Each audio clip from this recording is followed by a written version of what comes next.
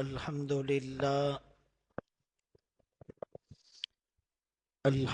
للہ وکفا والصلاة والسلام على من لا نبی بعد اما بعد فاعوذ باللہ من الشیطان الرجیم بسم اللہ الرحمن الرحیم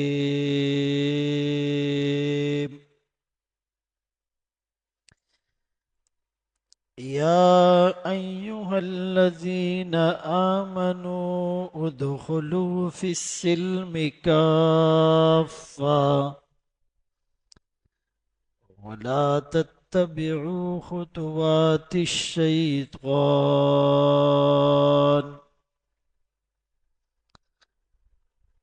وقال النبي صلى الله عليه وسلم الدين النصيحة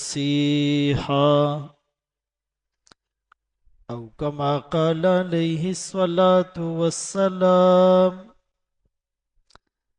صدق الله مولانا العظيم وصدق رسوله النبي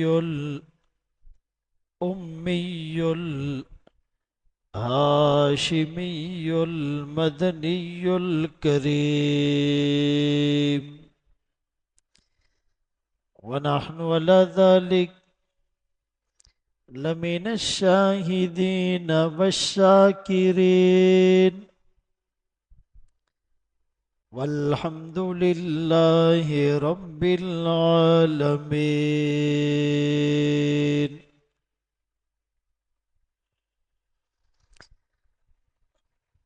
واجب الاحترام عزیزان گرامی، محرم الحرام کا بابرکت مہینہ جو اسلامی سال کا ہجری کیلنڈر کا پہلا مہینہ ہے، یہ زمانہ جاہلیت میں بھی حرمت والا مہینہ شمار ہوتا تھا. اس میں جنگ بندی اور سیز فائر ہو جاتا تھا. اس مہینے میں یکم محرم الحرام کو خلیفہ ثانی امیر المومنین سسر رسول حضرت عمر ابن الخطاب عمر فاروق رضی اللہ عنہ کی شہادت ہوئی. زخمی تو وہ 2-3 دن پہلے ہو گئے تھے، لیکن جام شہادت نوش کیا یکم محرم الحرام کو، اور اسی مہینے کی 10 تاریخ کو میدان کربلا میں حضرت حسین رضی اللہ عنہ کی نواسہ رسول کی مظلومانہ شہادت ہوئی. ان دونوں واقعات سے، ان دونوں حضرات کی سیرت سے، ان دونوں حضرات کی شہادتوں سے ہمیں کیا سبق ملتا ہے، اور اس میں کون سی چیز مشترک تھی، اس کو سوچنے کی اور اپنانے کی ضرورت ہے. ایک بنیادی بات کہ حضرت عمر رضی اللہ عنہ جو 40ویں نمبر پر اسلام لائے تھے، اور جن کے بارے میں رسول اللہ صلی اللہ علیہ وسلم نے ہاتھ اٹھا کر دعا مانگی تھی، اے اللہ اسلام کو عزت دے، یا عمر ابن خطاب کے ذریعے سے یا ابو جہل کے ذریعے سے. یہ دونوں اس وقت تک ایمان نہیں لائے تھے، اور دونوں سب سے زیادہ مؤثر اور سب سے زیادہ بہادر سمجھے جاتے تھے. تو آقا نے دعا کی کہ اللہ ان دونوں میں سے کسی ایک کے ذریعے سے اسلام کو عزت دے۔ معلوم یہ ہوا کہ حضرت عمر رضی اللہ عنہ کے اسلام لانے سے اسلام کو عزت ملی ہے۔ اور دوسری روایت میں الفاظ ہیں اللہم اید الاسلام، اللہ اسلام کو قوت دے ان دونوں میں سے کسی ایک کے ذریعے سے۔ تو اس سے بھی معلوم ہوا کہ حضرت عمر رضی اللہ عنہ کے مسلمان ہونے سے اسلام اور مسلمانوں کو قوت مل گئی تھی۔ اور تیسری روایت میں الفاظ ہیں وَشْدُدْ دِينَكَ بِأَحَبِّهِمَا إِلَيْكَ، اللہ ان دونوں میں سے جو آپ کو زیادہ محبوب ہو اس کے ذریعے سے اسلام کو مضبوط کر۔ تو معلوم یہ ہوا کہ حضرت عمر رضی اللہ عنہ اللہ کو بھی محبوب اور پسند ہے۔ اسی لیے عطا اللہ شاہ بخاری رحمت اللہ علیہ سے جب کسی نے حضرت عمر رضی اللہ عنہ کی فضیلت کی بابت سوال کیا تو فرمانے لگے کہ تمام صحابہ مرید رسول ہیں اور حضرت عمر مراد رسول ہے، جنہیں خود اللہ کے رسول نے ہاتھ اٹھا کر مانگا تھا۔ تو اس آدمی کی فضیلت کے کیا کہنے۔ اور واقعہ بار بار آپ سن چکے ہیں کہ جب مسلمان ہوتے ہیں تو فرمایا آقا پر وحی آتی ہے، اور وحی کے بعد آپ ارشاد فرماتے ہیں استبشر اہل السماء باسلام عمر، ابھی ابھی جبرائیل امین آئے اور انہوں نے یہ خوشخبری سنائی کہ عمر کے اسلام لانے پر آسمان والے بھی خوش ہو گئے۔ اور جب حضرت عمر رضی اللہ عنہ نے کلمہ پڑھا، مسلمان ہوئے، تو آقا اور صحابہ ٹوٹل یعنی مسلمانوں کی تعداد اس وقت 39 تھی، 39۔ حضرت عمر رضی اللہ عنہ کے اسلام لانے سے وہ 40 ہو گئے، اور حضرت ارقم رضی اللہ عنہ کے گھر میں تھے، دار ارقم میں۔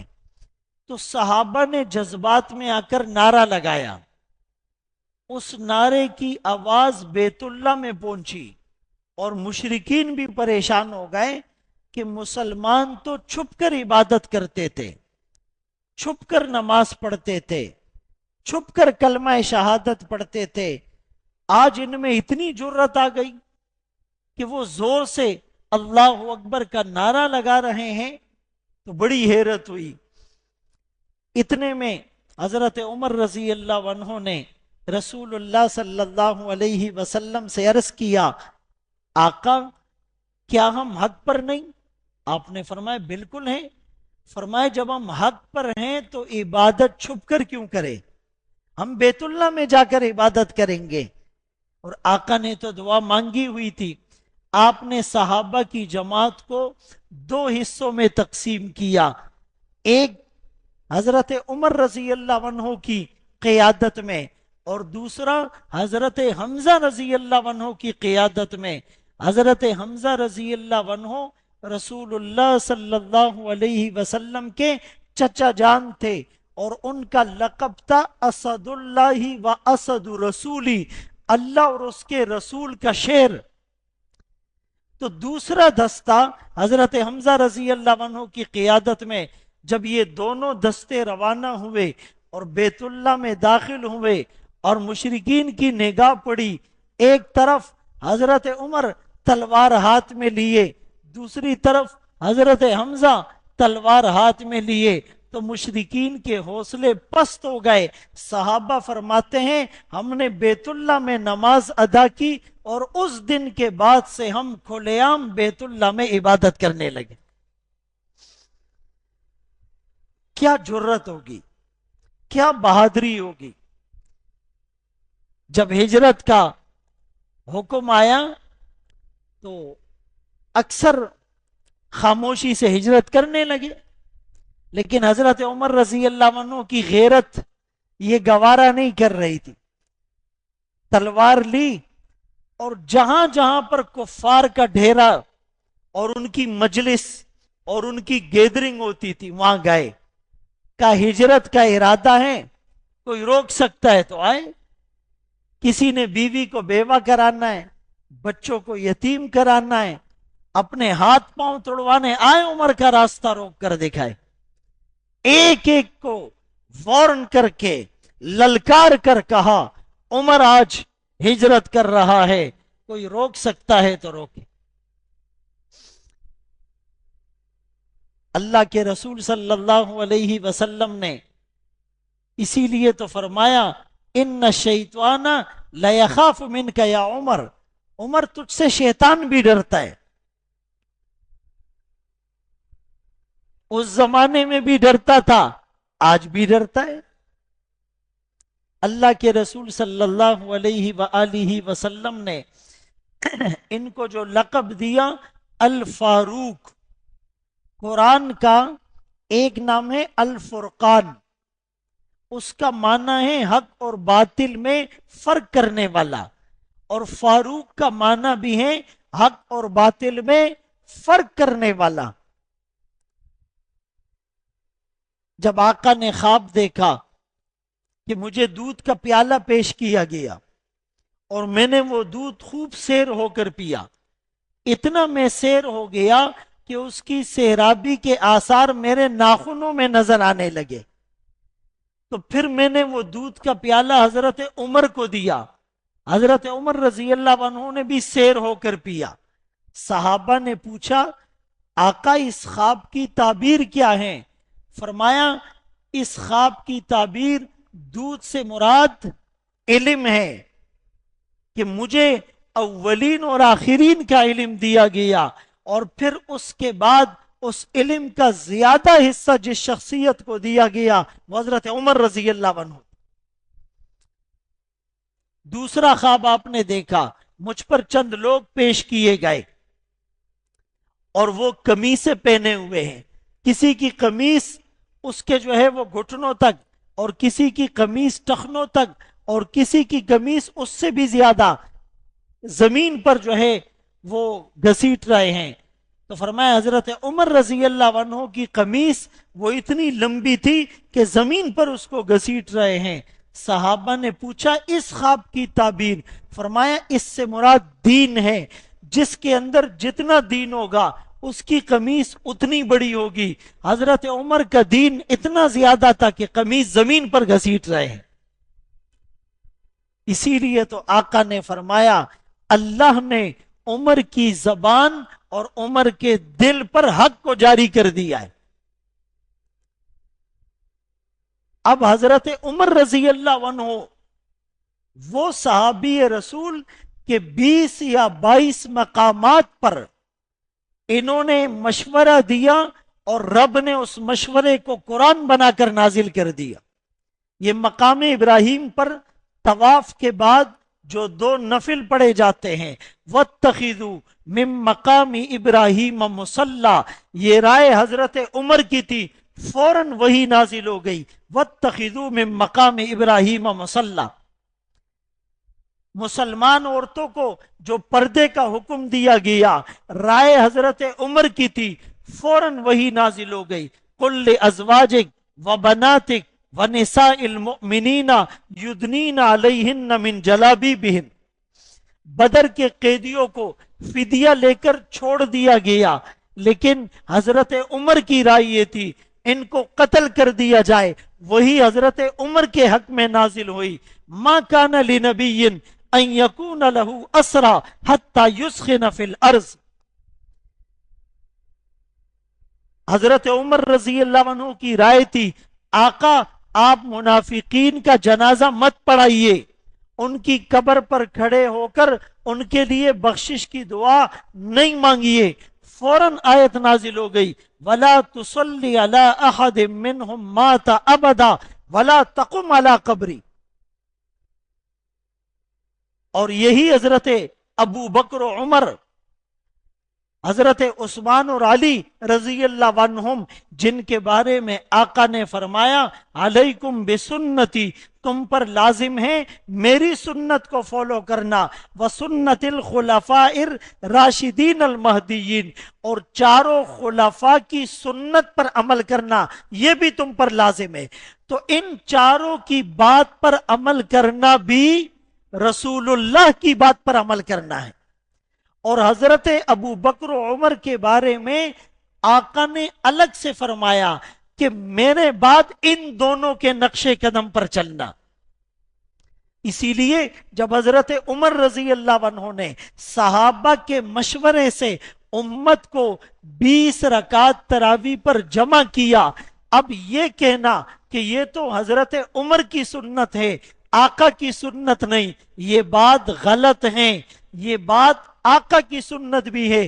آقا نے 3 دن تک جو صحابہ کو تراویح کی جماعت کرائی وہ کتنی رکعت تھی؟ 20 رکعت تھی۔ پھر آقا نے اس ڈر سے کہ امت پر فرض نہ ہو جائے نہیں پڑھائی، صحابہ الگ الگ جماعتوں میں پڑھنے لگے۔ حضرت عمر رضی اللہ عنہ نے جب دیکھا کہ اب لوگ سستی کرنے لگے ہیں، کچھ لوگ نہیں بھی پڑھتے ہیں، تو پھر آپ نے امت کو حضرت ابی ابن کعب رضی اللہ عنہ کی اقتداء میں جمع کیا۔ تمام صحابہ کے مشورے، اتفاق اور اجماع سے امت نے 20 رکعت شروع کی۔ تو اب وہ حضرت عمر جن کے بارے میں نبی کا یہ فرمان ذہن میں موجود ہو کہ اللہ نے عمر کی زبان اور دل پر حق کو جاری کر دیا، اللہ نے عمر کے ذریعے سے حق اور باطل میں فرق کر دیا، عمر سے شیطان بھاگ جاتا ہے، وہ عمر جس کا علم اوروں سے زیادہ ہے، جس کا دین پر عمل کرنا اوروں سے زیادہ ہے۔ اگر میرے بعد نبی ہوتا، عمر ہوتا، تو اس کو کبھی بھی اس پر اشکال پیدا نہیں ہوگا۔ بہرحال 22 لاکھ مربع میل پر اسلام کا پرچم لہرایا ہے۔ کفر کے ایوان لرزہ برندام تھے۔ پتہ ہے کیوں؟ ایک تو میرٹ پر فیصلے کرتے تھے، قاضی بنانا ہے تو اس کی اہلیت کو دیکھ کر، امیر بنانا ہے تو اس کی اہلیت کو دیکھ کر، بیت المال میں کسی کا تقرر کرنا ہے تو اس کی اہلیت کو دیکھ کر، جہاد کے لیے کسی کو کمانڈر مقرر کرنا ہے تو اس کی اہلیت کو دیکھ کر، اور پھر عدل و انصاف ایسا فراہم کیا کہ وہ لوگ مثال دیتے ہیں کہ بھیڑیا اور بکری ایک گھاٹ سے پانی پینے لگے۔ جب ایک دفعہ مدینے میں زلزلہ آیا تو یوں پاؤں مار کر کہا، کیوں ہلتی ہے؟ کیا عمر تجھ پر انصاف نہیں کرتا؟ حضرت ساریہ رضی اللہ عنہ کوسوں میل دور جہاد کے میدان میں ہے، حضرت عمر رضی اللہ عنہ ممبر پر بیٹھے ہوئے ہیں، اور اچانک کہا، یا ساریہ الجبل، اے ساریہ پہاڑ کے پیچھے دیکھ، دشمن حملہ کرنے والا ہے۔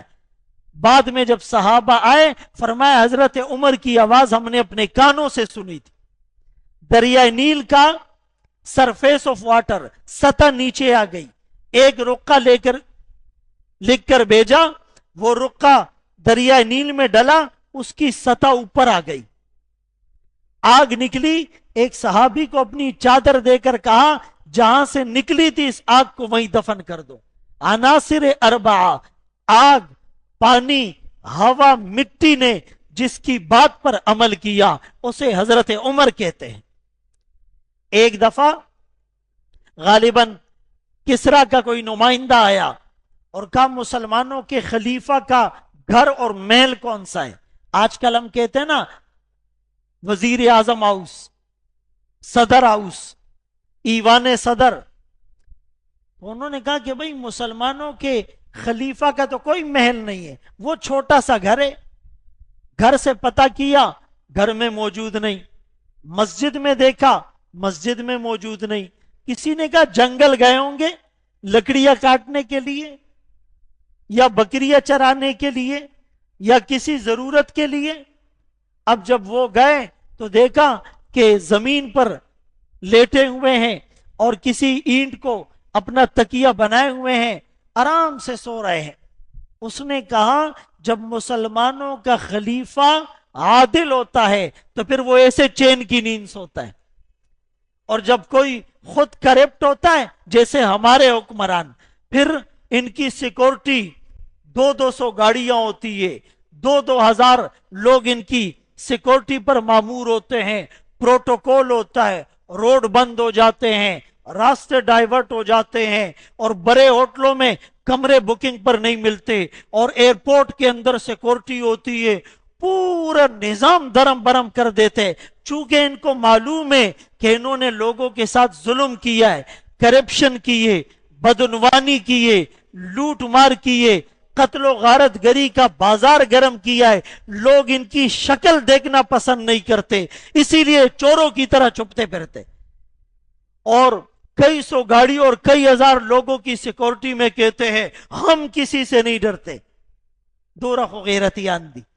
تو حضرت عمر رضی اللہ عنہ نے انصاف قائم کیا تھا, اور کوئی سامنے آ تو نہیں سکتا تھا. حملہ بھی اس بدبخت ابو لؤلؤ فیروز مجوسی نے چھپ کر کیا. رات ہی سے محراب میں چھپ کر بیٹھا ہوا تھا, اور زہر کا بجھا ہوا خنجر اپنے پاس رکھا ہوا تھا. حضرت عمر رضی اللہ عنہ فجر کی نماز کے لیے آگے ہوئے. اس زمانے میں اندھیرا بھی ہوتا تھا, ایسی لائٹنگ تو تھی نہیں. جیسے ہی نماز شروع کی اس بدبخت نے نکل کر 3 وار کیے. حضرت عمر رضی اللہ عنہ نے نماز نہیں توڑی. یا مچھر کے کاٹنے سے ہماری نماز ڈسٹرب ہو جاتی ہے, پنکھا بند ہونے سے خشوع اور خضوع میں فرق آ جاتا ہے. باقاعدہ کچھ لوگ جب نماز پڑھنے آتے ہیں تو ادھر سے ادھر دیکھنا شروع ہو جاتے, پنکھا کم ذائقے دا.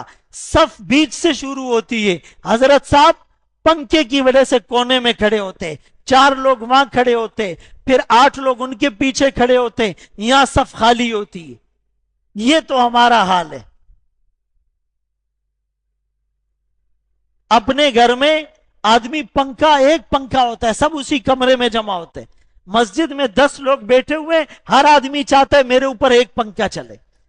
تو بھائی حضرت عمر رضی اللہ عنہ نے نماز نہیں توڑی, اور عبد الرحمن ابن عوف رضی اللہ عنہ کو آگے کر دیا. خون زیادہ نکل رہا تھا, انہوں نے نماز مکمل کرائی. اب ابو لؤلؤ فیروز مجوسی بھاگنے لگا, لیکن صحابہ کی صفیں چٹان کی طرح حائل تھی, اس کو نکلنے کا راستہ نہیں ملا. بہرحال عبد الرحمن ابن عوف رضی اللہ عنہ نے مختصر نماز پڑھائی, اور اس کو صحابہ نے گرفتار کیا. اس کو جب لگا کہ میں پکڑا گیا ہوں تو اسی خنجر سے اپنے آپ کو بھی اس نے قتل کر دیا, بدبخت اور ملعون نے. لیکن حضرت عمر رضی اللہ عنہ نے جو دعا مانگی تھی, اللہم ارزقنی شہادتا فی سبیلک, اور یہ دعا کیوں مانگی کہ ایک دفعہ احد پہاڑ پر آمنہ کے لال عبداللہ کے نور نظر اور صدیق اکبر رضی اللہ عنہ, فاروق اعظم رضی اللہ عنہ, عثمان غنی رضی اللہ عنہ, یہ 4 لوگ موجود ہیں. اور آقا نے احد سے کہا کہ احد تجھ پر ایک نبی, ایک صدیق اور 2 شہید ہیں. حضرت عمر رضی اللہ عنہ فرماتے ہیں میں اس دن سمجھ گیا کہ مجھے شہادت نصیب ہوگی, تو دعائیں کرتے تھے, اے اللہ اپنے راستے میں شہادت کی موت دے, ووفاتن فی بلد حبیبک, اور اپنے حبیب کے شہر میں دینا. تو اللہ نے دعا قبول کی, لیکن کیسی شہادت بھی دی, مدینے میں بھی دی, مسجد نبوی میں دی, مصلی رسول پر دی, محراب میں دی, نماز کی حالت میں دی, وضو کی حالت میں دی, امامت کراتے ہوئے دی, قرآن پڑھتے ہوئے دی. مانگی 2 چیزیں تھی, اللہ نے کتنی عطا کر دی. اللہ کریم ہے, وہ تمناؤں سے، امیدوں سے، توقعات سے، خواہشات سے، دعاؤں سے زیادہ بڑھ کر دیتا ہے اگر کوئی اللہ کی مان کر چلتا ہے۔ اور اسی مہینے کی 10 محرم الحرام کو میدان کرب و بلا کے اندر نواسہ رسول، جنت کے جوانوں کے سردار حضرت فاطمہ سیدۃ نساء اہل الجنہ کے لخت جگر، حضرت علی رضی اللہ عنہ کے نور نظر، حضرت حسن رضی اللہ عنہ کے چھوٹے بھائی، ان کو مظلومانہ طور پر شہید کر دیا گیا تھا۔ عزیزان گرامی، کچھ لوگ تقسیم کرتے ہیں کہ جی یہ آل رسول والے ہیں، آل بیت والے ہیں، اور یہ صحابہ والے ہیں، یہ تقسیم کرتے ہیں۔ یہ تقسیم تو تب ٹھیک ہوتی کہ اگر کوئی اصحاب رسول والا ہوتا اور آل رسول کو سب و شتم بھی کرتا۔ ایسا ہوتا ہے، جو صحابہ کو ماننے والے ہیں وہ آل رسول کو برا نہیں کہتے، وہ اہل بیت پر سب و شتم نہیں کرتے، وہ اہل بیت پر طعن نہیں کرتے۔ لہذا ایک طبقہ تو وہ ہیں جو آل رسول ہونے کا دعوے دار ہے لیکن اس کی آڑ میں اصحاب رسول پر سب و شتم کرتا ہے۔ یہ حقیقت میں آل بیت والے نہیں ہیں، آل رسول والے نہیں ہیں۔ جو اہل بیت اور آل رسول والا ہوگا وہ صحابہ پر کبھی بھی سب و شتم نہیں کرے گا۔ اور الحمدللہ جو اصحاب رسول والے ہیں، جو عظمت صحابہ والے ہیں، وہ عظمت صحابہ بھی بیان کرتے ہیں اور اہل بیت کی شان بھی بیان کرتے ہیں۔ اسی لیے آل رسول کے فضائل بیان کرنے کی آڑ میں، ذکر حسین رضی اللہ عنہ کی آڑ میں آپ کو اصحاب رسول پر تبرہ اور سب و شتم کی اجازت نہیں دی جائے گی۔ حضرت حسین رضی اللہ عنہ چونکہ جب یزید نے خلافت سنبھالی تو اس پر کوئی بھی راضی نہیں تھا۔ اکثر جو بڑے صحابہ اکرام کی اولادیں تھی ان اولادوں نے انکار کر دیا تھا کہ ہم یزید کی بیعت نہیں کریں گے۔ اور عبداللہ ابن زبیر رضی اللہ عنہ، عبداللہ ابن عمر رضی اللہ عنہ، یہ جو بڑے بڑے صحابہ تھے، انہوں نے بالکل جو ہے مزاحمت کا اور ان کے ساتھ جنگ کا اعلان کر دیا تھا۔ لیکن کوفہ والوں نے حضرت حسین رضی اللہ عنہ کو ہزاروں خطوط بھیجے، کوئی کہتا ہے 12,000 خطوط، کوئی کہتا ہے 18,000 خطوط۔ بہرحال وہ ٹوکری خطوط سے بھر گئی کہ ہم کوفہ والے، ہم آپ کے ہاتھ پر بیعت کریں گے، ہم یزید کی بیعت کو تسلیم نہیں کرتے، ہم آپ کے شانہ بشانہ لڑیں گے، آپ آ جائے، امت انتظار میں ہے۔ بڑے بڑے صحابہ نے کہا یہ کوفی وفا نہیں کرتے، دغا دیں گے۔ انہوں نے آپ کے والد حضرت علی رضی اللہ عنہ سے بھی وفا نہیں کی تھی، آپ نہ جائیے۔ لیکن حضرت حسین رضی اللہ عنہ کہنے لگے کہ ہو سکتا ہے کہ وہ لوگ سچ کہہ رہے ہوں اور میں اپنی جان کی خاطر نہ جاؤں، مسلمانوں کا نقصان ہو جائے۔ پھر صحابہ نے مشورہ دیا آپ پہلے اپنے کسی قاصد کو بھیجے، وہ وہاں پر حالات کا جائزہ لے، حالات ٹھیک ہوں تو آپ جائیں۔ آپ نے اپنے چچا زاد بھائی مسلم بن عقیل رضی اللہ عنہ کو اپنا قاصد اور سفیر بنا کر بھیجا۔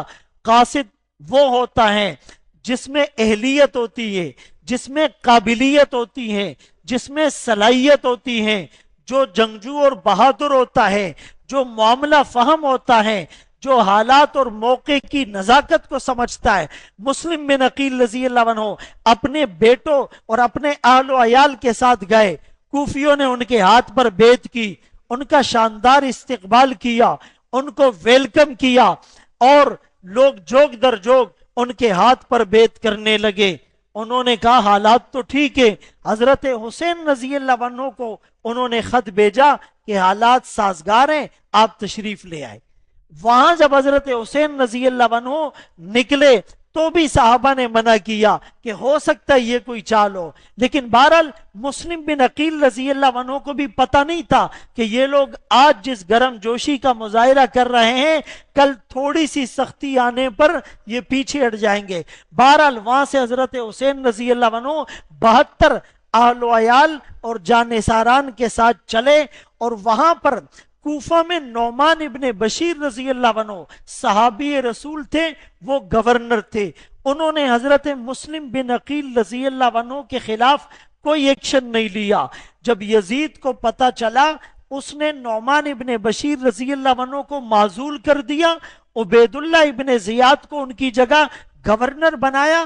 عبید اللہ ابن زیاد نے پھر ان کوفے والوں کو دھمکی دی کہ یہ جو تم بیعت کر رہے ہو مسلم بن عقیل کے ہاتھ پر حضرت حسین رضی اللہ عنہ کے لیے، تو یہ یزید کی منشا کے خلاف ہے، یزید اس کو پسند نہیں کرے گا، تمہارے لیے حالات خراب ہو جائیں گے، لہذا تم پھر جاؤ۔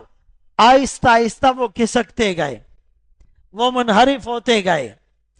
اب مسلم بن عقیل رضی اللہ عنہ پریشان ہو گئے کہ میں نے تو خط بھیج دیا ہے، اب دوبارہ ان کو منع کون کرے؟ بہرحال کسی طرح دوبارہ پیغام بھجوایا۔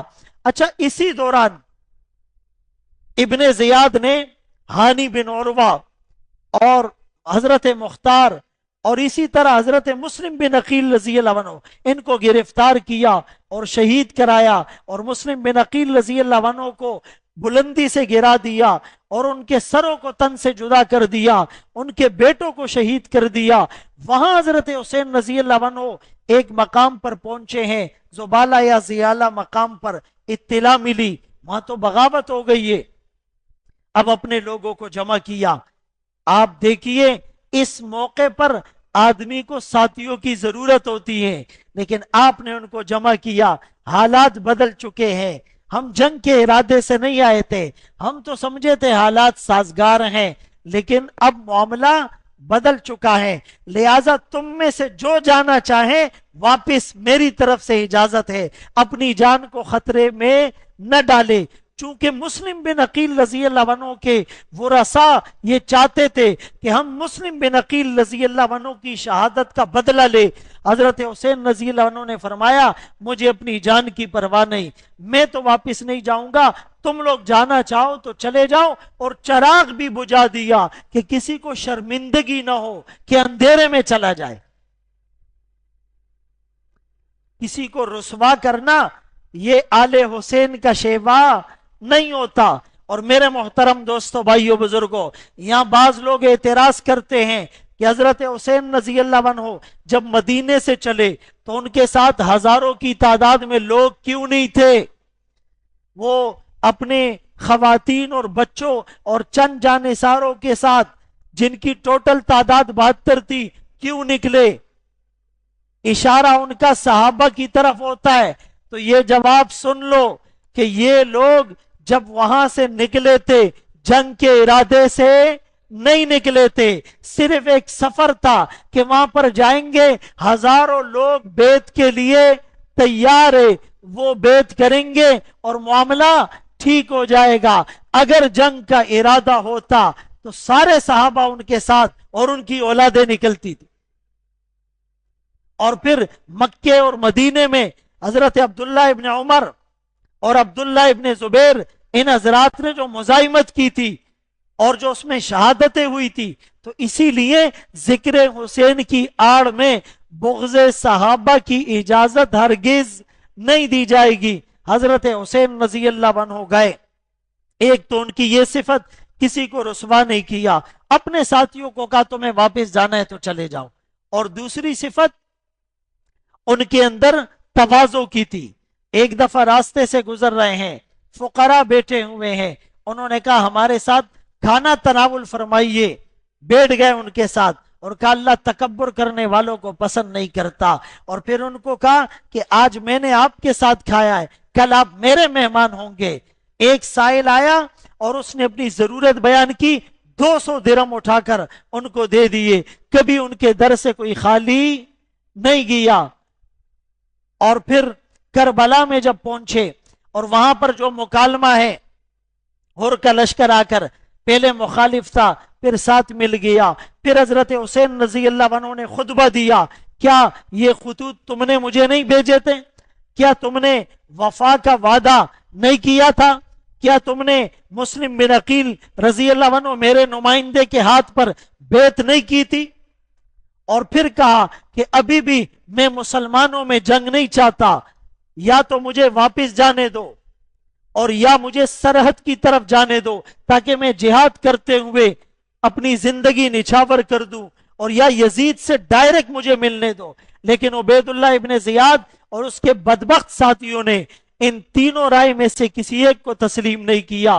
بہرحال پھر نماز پڑھی اور اللہ سے مانگا، شہادت کو مانگا، اپنی بہنوں کو، بیٹیوں کو، بچوں کو اور جانثاران کو کہا تم نے رونا نہیں، چہرے کو پیٹنا نہیں، گریبان کو چاک نہیں کرنا، اور تم نے صبر و استقامت کا پہاڑ بننا ہے۔ اس لیے کہ رسول اللہ صلی اللہ علیہ وسلم کا یہ فرمان نواسے کے سامنے تھا، من ضرب الخدودا، جو چہرے کو مارے، وشق الجیوبا، کپڑوں کو پھاڑے، ودا بدا والجاہلیہ، زمانہ جاہلیت کی طرح چیخو پکار کرے، وہ ہم میں سے نہیں ہے۔ اور فرمایا میری امت میں چند چیزیں باقی رہے گی، حسب نسب پر فخر کرتی رہے گی اور لوگوں کے نسب پر تان بھی کرتی رہے گی، اور ستاروں سے بارش بھی مانگتی رہے گی، اور نوحہ اور چیخنا چلانا بھی کرتی رہے گی۔ اور رسول اللہ کا فرمان ہے اللہ کی لعنت ہے اس عورت پر جو نوحہ کرے، چیخے چلائے، اور ان عورتوں پر جو اس کی بات کو سنے۔ ہم شہادت کو اعزاز سمجھتے ہیں، ہم شہادت کو فخر سمجھتے ہیں، اور ہمارا عقیدہ یہ ہے حضرت حسین رضی اللہ عنہ وہ خوش قسمت انسان تھے، حضرت حسن خوش قسمت انسان تھے کہ جن کے پیدا ہونے سے پہلے آمنہ کے لال نے ان کی پیدائش کی بشارت سنائی تھی کہ جب ام فضل نے خواب دیکھا اور آقا سے بیان کیا کہ میں نے خواب میں دیکھا آپ کے جگر کا ٹکڑا میری گود میں آ گرا، آپ نے فرمایا حضرت فاطمہ کی اولاد ہوگی اور اس کی تربیت تم کرو گی۔ پھر جب وہ بچہ پیدا ہو گیا، ام فضل نے آقا کی گود میں رکھا، آقا نے اس بچے سے پیار کیا، پھر آنکھوں میں آنسو آ گئے۔ ام فضل نے پوچھا آپ روئے کیوں؟ فرمایا ابھی جبرائیل امین نے آ کر اطلاع دی کہ آپ کی امت کے کچھ بدبخت آپ کے اس نواسے کو کربلا کے میدان میں شہید کریں گے، اور وہ مٹی بھی مجھے دکھائی گئی۔ ام سلمہ رضی اللہ عنہا کا خواب بھی ایسا تھا، اسی لیے حقیقت میں سچے حسینی ہم ہیں، ہم ان کی عظمت کو بیان کرتے ہیں۔ حضرت حسین وہ خوش قسمت کہ ولادت کی خوشخبری رسول اللہ نے دی، پیدا ہوئے منہ میں گٹی رسول اللہ نے دی، کان میں اذان رسول اللہ نے دی، نام رسول اللہ نے رکھا، عقیقہ رسول اللہ نے کیا، انگلی پکڑ کر رسول اللہ نے چلایا، کندھوں پر رسول اللہ نے سوار کیا۔ خطبے کے دوران جب یہ دونوں چل کر گرنے لگے، خطبے سے اتر کر آقا نے گود میں اٹھا کر یہاں بٹھا کر کہا تھا کہ ان کو تکلیف دینے سے مجھے تکلیف ہوتی ہے، جو ان سے محبت کرتا ہے اللہ تو ان سے محبت کر۔ یہ وہ خوش قسمت انسان تھے جو جنت کے جوانوں کے سردار تھے اور ایسے بہادر تھے۔ جب حضرت عثمان رضی اللہ عنہ کا خارجیوں نے محاصرہ کیا تھا، حضرت علی نے اپنے انہی دو شہزادوں کو دروازے پر کھڑا کر دیا تھا، اپنے چچا حضرت عثمان کی حفاظت کرنا۔ ان دونوں کے ہوتے ہوئے کوئی وہاں آنے کی جرت نہیں کر سکا، بلوائیوں نے عقب سے دیوار پھلانگ کر حملہ کیا تھا۔ ارے اسی لیے حضرت ابوبکر رضی اللہ عنہ فرماتے ہیں کہ تم رسول اللہ کی قرابت کا لحاظ رکھو، اور خود حضرت ابوبکر عمر اللہ کے رسول کے چچا کو دیکھ کر سواری سے اتر جایا کرتے تھے، حضرت عثمان بھی سواری سے اتر جایا کرتے تھے۔ حضرت عمر فرماتے تھے کننا نتوسل الیک بنبینا، اللہ جب تک آقا ہمارے درمیان تھے، ہم ان کے وسیلے سے بارش کی دعائیں مانگتے تھے۔ اب آقا پردہ فرما گئے، نتوسل الیکا بعم نبینا، اب نبی کے چچا حضرت عباس کا واسطہ دے کر ہم دعائیں مانگتے ہیں۔ اسی لیے حضرت عمر رضی اللہ عنہ نے ان کا وظیفہ اپنے بیٹوں کے وظیفے سے زیادہ مقرر کیا تھا۔ حضرت عمر نے رسول اللہ کے چچا حضرت عباس سے فرمایا تھا، آپ کے اسلام لانے سے مجھے زیادہ خوشی ہوئی، اپنے باپ کے اسلام لانے سے کم خوشی ہوئی، اس لیے کہ رسول اللہ کو بھی آپ کے اسلام لانے سے زیادہ خوشی ہوئی تھی۔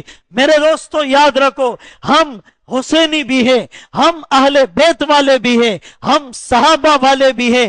جو حقیقت میں اہل بیت والا ہوگا صحابی کو برا بھلا نہیں کہے گا، اور جو حقیقت میں صحابی والا ہوگا وہ کبھی بھی اہل بیت پر انگلی نہیں اٹھائے گا۔ دونوں ہمارے سروں کے تاج ہیں، آنکھوں کا سرما ہے، دل کی دھڑکن ہے، جسم کی روح ہے۔ ہمارے انگ انگ میں اہل بیت اور صحابہ کی محبت رچ رچ کوٹ کوٹ کر بھری ہوئی ہے۔ انشاءاللہ ان دونوں محبتوں کو لے کر ہم آمنہ کے لال عبداللہ کے نور نظر کے ہاتھوں حوض کوثر پر چھلکتے جام پیئیں گے، اور جو بدبخت ان میں سے کسی ایک طبقے کو بھی برا کہے گا وہ جہنم کے ایندھن بنے گا۔ اللہ اکبر۔ اللہ ہم سب کو ان باتوں پر عمل کی توفیق نصیب فرمائے۔ اور ایک مسئلہ یہ سن لے کہ 10 محرم الحرام جس کو یوم عاشورہ کہتے ہیں، اس دن روزہ رکھنے کی بہت فضیلت ہے، اور اللہ کے رسول صلی اللہ علیہ وسلم نے فرمایا کہ چونکہ یہود بھی اس دن روزہ رکھتے تو ان کی مشابہت سے بچنے کے لیے تم 10 کے ساتھ 9 یا 10 کے ساتھ 11 کو ملا دو۔ ایک بات۔ دوسری بات یہ ہے کہ 10 محرم یوم عاشورہ کو اپنے گھر والوں پر جو وسعت کرے گا اس کی برکت سے پورا سال فراوانی ہوگی۔ لیکن اس کا یہ مطلب نہیں کہ دیگنا باندھ گئی اور لوگوں میں تقسیم کرو، یہ تو ان کے ساتھ مشابہت ہو جائے گی۔ اپنے گھر والوں پر اگر تقسیم کرنے کا زیادہ شوق ہے وہ سفر میں کر لینا، وہ ابھی 5-6 دن پہلے کر لینا، لیکن اس دن اپنے گھر والوں پر اگر گھر میں 2 ڈشیں بنتی ہے اس دن 3 یا 4 بنا دو۔ ضروری نہیں ہے کہ قرض لے کے 10,000 کی چیز ڈالنی ہے، لیکن اس دن معمول سے ہٹ کر اپنے گھر والوں پر فراوانی کرنے سے پورا سال برکت نصیب ہوگی۔ اللہ ان باتوں پر عمل کی توفیق نصیب فرمائے۔